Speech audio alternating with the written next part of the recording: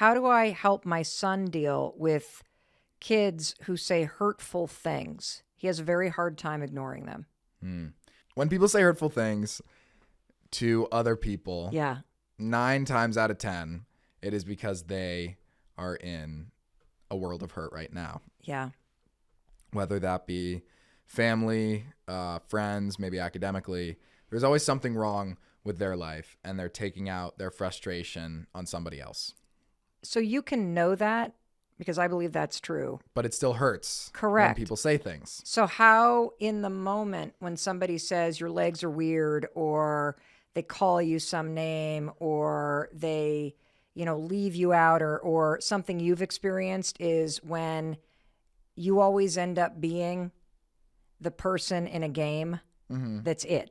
Yep. So you're subtly getting picked on and excluded because the whole point of whatever game you're playing in phys ed or whatever, it's like, go after Oakley. Yeah. And you start to realize that everybody's out for you. Mm-hmm. So when it's happening, you can say to yourself, well, people are just doing this to me because they hate their life and they're getting bullied. But it still sucks. So how do you cope with it? Well, this is a little bit different, but one way to make it go away, Yes. I think, is just to not really react to it. And honestly, like, make fun of it. Like, be okay. How would you do this with the legs? How would you do this with the legs? Like, agree with them. Okay. They're like, oh, your legs look stupid. And you're like, yeah, they do kind of look stupid. I know. It's funny, isn't it? And like, you go into it, which makes them feel a little weird because they were expecting you to be like, oh my God, you're like, oh my goodness, like, this is so bad. But if you joke about it with them, then they're kind of like, oh, what? Like, they don't really care. It doesn't go anywhere. It doesn't go anywhere. Right. And then they're like, oh, like, why do anything to this person if they're not going to react in the way that I want them to? And what would you advise the adult in that kid's life, like the parent that's writing in this question? How, as a parent, can I support you? Because I would expect. Right. I think as a parent, like, your first thought is just like, reach out to the parents and make sure, like, I tell them that their kid is being a horrible person. Don't do that.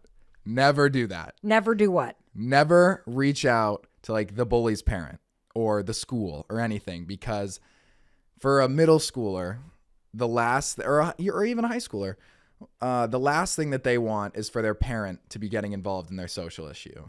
For the kid to come up to them the next day, their bully to come up to them and be like, your parents just wrote mine instead I'm being rude to you. Like, you're the worst. Like, that's be all end all horrible.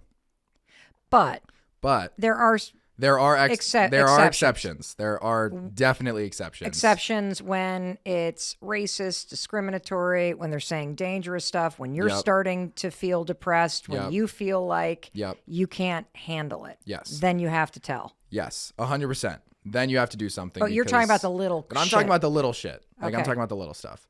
What you can do as a parent is you can be there for your kid. You can reach out. You can say, what can I do? You have to keep asking your kid what you can do, because everybody's different. Everybody needs something different. Yep. But to show your kid that you are there for them is huge. Just like every day saying, hey, how was your day today? What can I do to support you? Things like that. You know, another thing you could do is you could rehearse comebacks. Oh, that's so good. That's so good. Didn't we do that once? I bet we probably did. Yeah. I love that. Like, what are you going to say? If you walk into that school and they do blah, blah, blah, what are you going to say? Yeah. That's good. That's really good. Because then it also, like, makes fun of it. And then they're like, oh, maybe they will pick on me today. And then I could use my comeback. And like, oh, that is good. That is really good.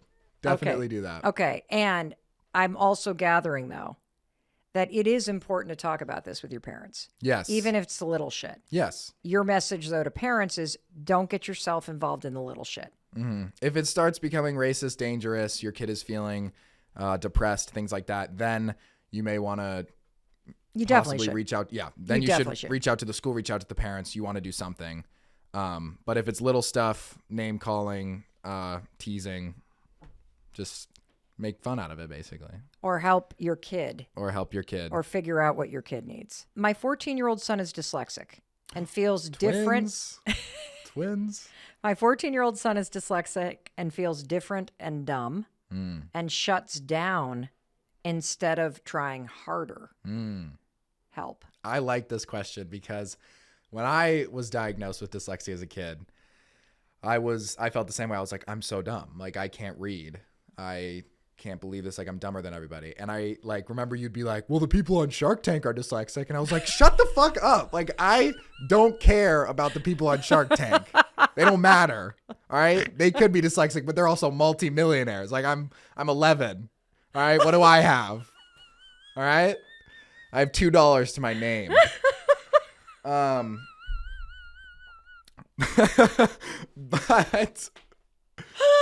But what I'm gonna say is that there's a lot of techniques and skills you can learn to make dyslexia more manageable. It's also different for everybody. It's different in that sense. But you are not dumb if you are dyslexic. What's actually happening is that, and correct me if I'm wrong on this, but like the scientific thing is that your neural pathways like take longer to form. And so you can have the same strong neural pathways as other people, it just takes a little bit longer to get there. Is that right? Basically, your brain wiring is a little bit different, and there are techniques and strategies that you can use to really, like, you basically had your dyslexia remediated. Yeah. By you can have it like pushed down. Yeah, because you just basically train your brain to wire and fire new neural pathway connections, and it's called Orton-Gillingham. That is the gold standard tutoring method. And so it's not about trying harder. And that's what is really important. Your brain learns differently. And because you're dyslexic, you have profoundly different talents. Yeah. You know, you're being asked to sit in a classroom and do things that your brain is not firing to do, but I bet that you are way more creative than everybody else. Yep. I bet that you can solve problems in creative ways. I bet you are probably more talkative. Yeah, definitely. I bet you have much better, profound spatial awareness, meaning you're phenomenal at video games and at Legos and about building things. And you're going to be you're an incredible problem solver. And so understanding that you've got these unbelievable talents that developed because other parts of your brain developed. Yeah. That is a superpower. For sure. And that's why so many entrepreneurs and actors and professors and people in the arts have dyslexia, because by not having the neural pathways fully formed as it relates to reading and holding words in your mind and decoding words and also holding pencils and being able to write, you developed other parts of your brain. And that's a really cool thing. And so first of all, I would say stop saying try harder. Yeah. And if you have not gotten the proper tutoring protocols put in place that really help, and other things really help, like being able to listen to books instead of reading. Yeah. I listen to books all the time. Yeah. Because like I'm not the best reader still. Like I'm a little slow, but listening to books is huge. Like that's great. Yeah. And also being able to type instead of handwrite. You can get the teacher's notes. There are all kinds of things that help. And, you know, I remember it was really interesting because you're an excellent math student, but when professors or teachers require you to show your work, you basically fail. Because you can't explain the steps that you took to get there. Yeah. Your brain has all these I just, shortcuts. I can do it in my head, and like I write down a few numbers just to remember things, but other than that, like I can't really. So, if you have dyslexia, you're not dumb.